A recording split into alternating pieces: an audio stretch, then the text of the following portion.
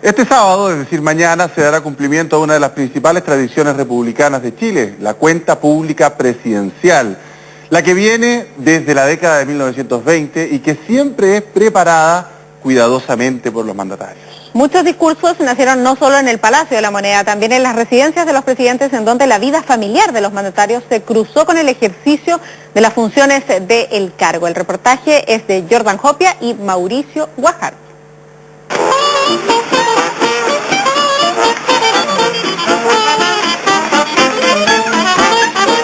Es imposible no encantarse a primera vista con lugares que cobijan el patrimonio, esa historia encerrada en algunos personajes que vivieron procesos importantes junto a ellos.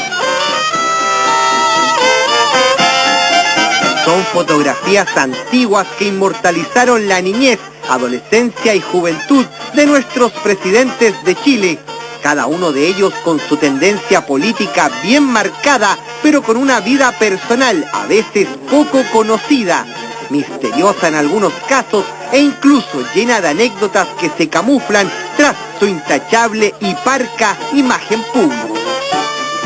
Que un presidente haya querido vivir acá es un ejemplo de que también tenía un carácter cívico. Aquí se crió, aquí fue niño, aquí tuvo sus primeros juegos infantiles, su primer acercamiento con la educación. Cuando él empezó a estudiar Derecho en la Universidad Católica, yo diría que ahí empezamos a ver a este presidente formándose. Ahí uno empieza como a decir, aquí hay una persona con mucha motivación, con mucho liderazgo. Sin embargo, la línea histórica de los mandatarios chilenos permite recoger una serie de informaciones que nos conectan más con esa calidad de barrio que antes se daba con frecuencia en la sociedad chilena.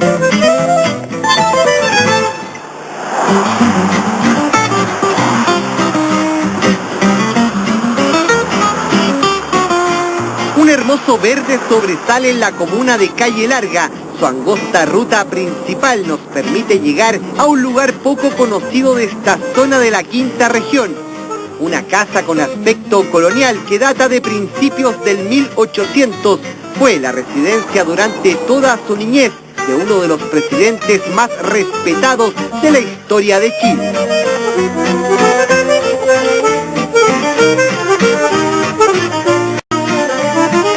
Pedro Aguirre Cerda nació el 6 de febrero de 1879.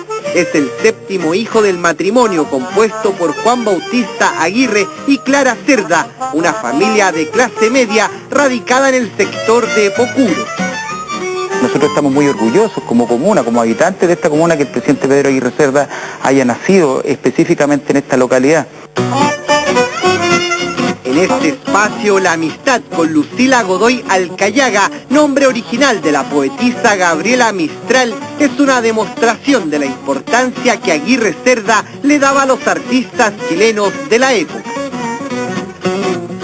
En el año 1928 se hizo una gran concentración en Santiago y en esa concentración participó Pedro Aguirre Cerda apoyando las demandas de las mujeres y en esa época incluso fue declarado no grato en nuestro país, de manera tal que tuvo que volver a Francia.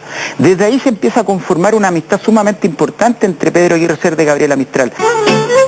De postura radical, apodado el presidente de los pobres, se casó con su prima Juana Aguirre Luco, con quien no tuvo descendencia. Sin embargo, la mayor herencia estuvo marcada en su lema de campaña presidencial: gobernar es educar, mención que le permitió asumir como líder de nuestro país en 1938.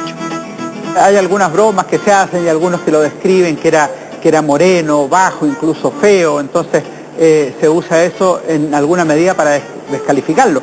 Es un gobernante civil de trayectoria política perteneciente a un partido tradicional del siglo XIX como era el Radical y que había tenido participación política incluso ministerial antes de 1925. Y en este sentido lo que hace Pedro Aguirre Cerda es entender un par de conceptos que se proyectan en el tiempo. Gobernar es educar, pan, techo y abrigo. También era conocido como Don Tinto por su cercanía con la empresa vitivinícola del país. Una vez radicado en Santiago, fue en la comuna de aquel entonces Conchalí, hoy Huechuraba, donde el mandatario impuso su gusto por el vino. Y aquí pasó una buena parte de su vida. Salían, se tenía caballo. A mí, siendo muy niño, me tocó tener caballo. Teníamos unos chilotes que eran mañosos como un diablo. Y doña Juanita era un encanto con todos sus sobrinos. Pedro Aguirre es sobrino nieto del primer mandatario radical de la historia. Ingresar al antiguo Fundo Los Almendros también es retrotraer el tiempo, anécdotas y momentos únicos que no se olvidan de una etapa infantil en este recoveco del camino antiguo de la pirámide. Este sector de la comuna de Calle Larga tiene una importancia patrimonial para nuestro país. Aquí no solo vivió Pedro Aguirre Cerda, sino que además en esta antigua casa habitó por un tiempo el presidente argentino Domingo Faustino Sarmiento.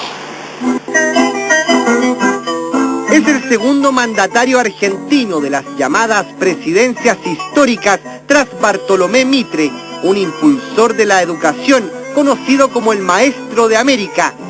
Exiliado de su nación, llega a Chile en 1831, estableciéndose en esta casa que todavía conserva los vestigios de su paso corto, pero lleno de historia. Vivió acá un gran educador, un personaje que inspira a otros educadores importantes en la historia de este país, como es Gabriela Mistral, como lo fue Pedro Aguirre Cerda y otros tantos seguidores que hasta el día de hoy se inspiran en el trabajo de la educación pública, obligatoria, que deberá regir en nuestros países, ¿no? Sarmiento fue en Chile el primer director de la Escuela de Preceptores, sin dudas un legado para la docencia en el continente.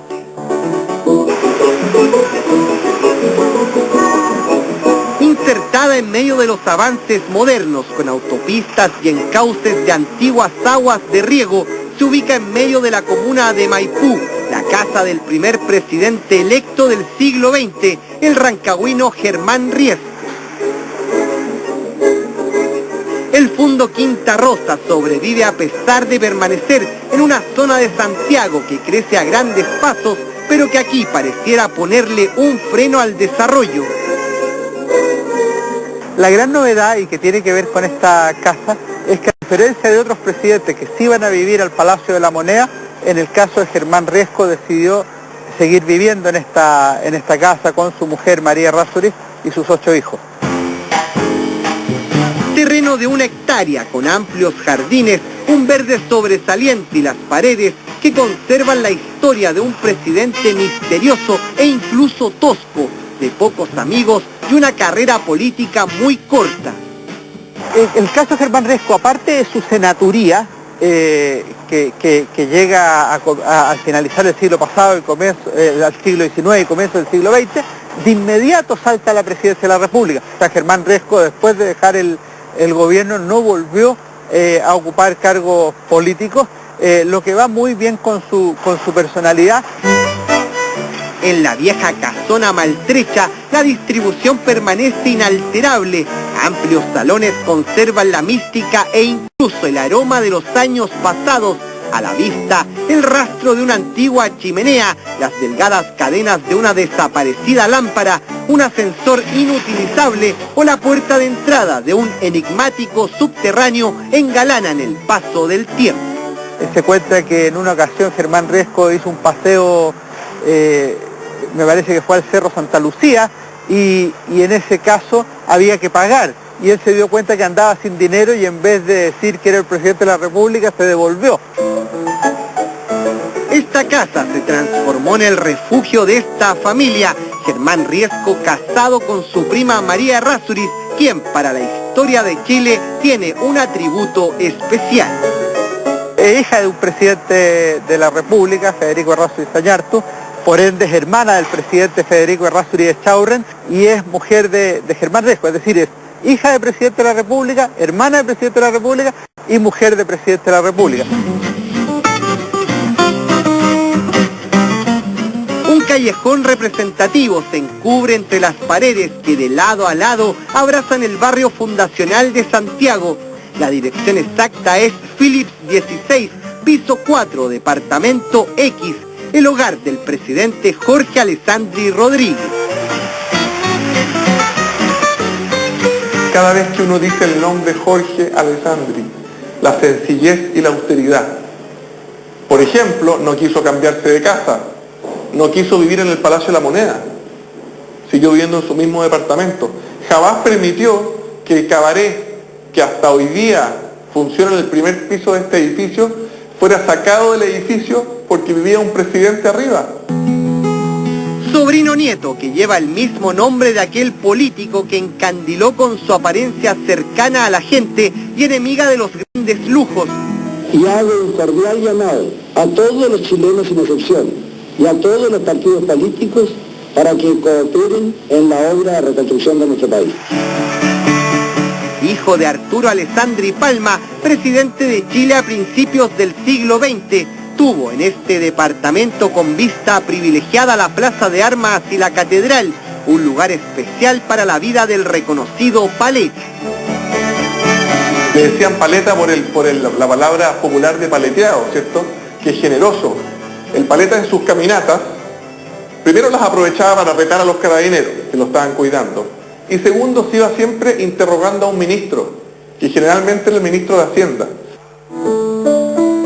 Cada mañana los cónclaves ministeriales abundaban en estas paredes que conservan el piso original y esta especie de repisa. Hoy en día funciona una consultora, pero entre sus espacios aún se mantiene ese aire de historia. Alessandri era enemigo de la escolta presidencial y todas las mañanas caminaba desde su departamento hacia la Moneda. Solitario, no tuvo hijos y nunca se casó. Sus principales virtudes siempre fueron la honestidad y también su fuerte carácter. Llega el presidente con unos 2 o 3 minutos de retraso y estaba esperando para audiencia el entonces senador Robert Kennedy, hermano de John Kennedy, presidente de Estados Unidos.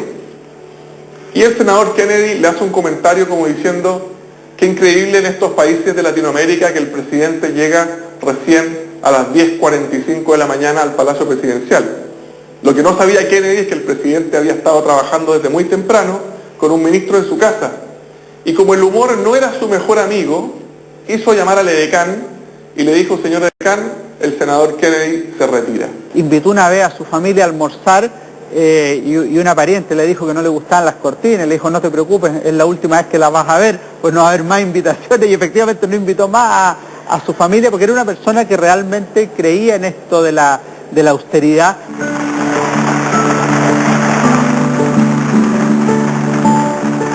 En la línea de sucesión de Alessandri está Eduardo Frei Montalva, el elegido por el sufragio ciudadano en 1964. Un político nacido en Lontué, de clase media, hijo de inmigrante, alumno poco destacado en el Luis Campino, pero un habiloso en su etapa universitaria. El presidente Frei es recordado como un personaje muy, muy cariñoso.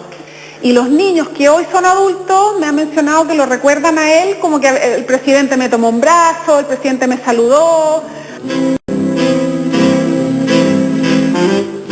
Su residencia en Santiago, tras su matrimonio con María Ruiz Tagle, es en Providencia, aquella casona de los años 40 que tiene una particularidad bien especial. Se terminó transformando en la casa no solo de uno, sino que de 2 presidentes de la República. A las 6 de la mañana se levantaba en bata a recoger el diario y lo leían, después se iba a bañar y se vestía para irse a la pega. Entonces él salía a la calle y con la persona que encontraba, si llevaba el diario, le decía, fíjese esta noticia, ¿qué es lo que dice? ¿Qué le parece esto?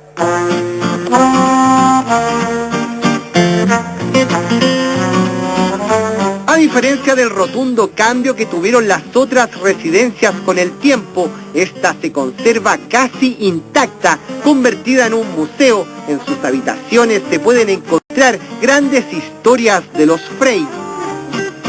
Esta Esta es la habitación de los varones del museo y acá podemos apreciar cómo era la vida de los años 60, una vida bastante diferente a la de ahora. Por ejemplo, hay 3 camas en un mismo espacio. Hay un objeto muy revelador de la juventud de Eduardo Frei Ruiz-Tagle, que es su cuaderno de ingeniería. Una amplia pieza matrimonial donde destaca la religiosidad y el buen vestir de El Flaco, como era conocido en su etapa universitaria. La sala de vestir, su impecable traje presidencial, que dejó un C. Los presidentes, cuando tomaban el mando, ocupaban frac, porque era un momento emblemático, ¿cierto? Y el presidente Frei Montalva fue el último presidente en usar frac. Además podemos ver el gorro sombrero de copa. Pero la zona más histórica de la casa es el comedor, lugar donde se recibieron a ilustres visitas internacionales, ninguna tan relevante como la emulación que hoy está puesta en la mesa.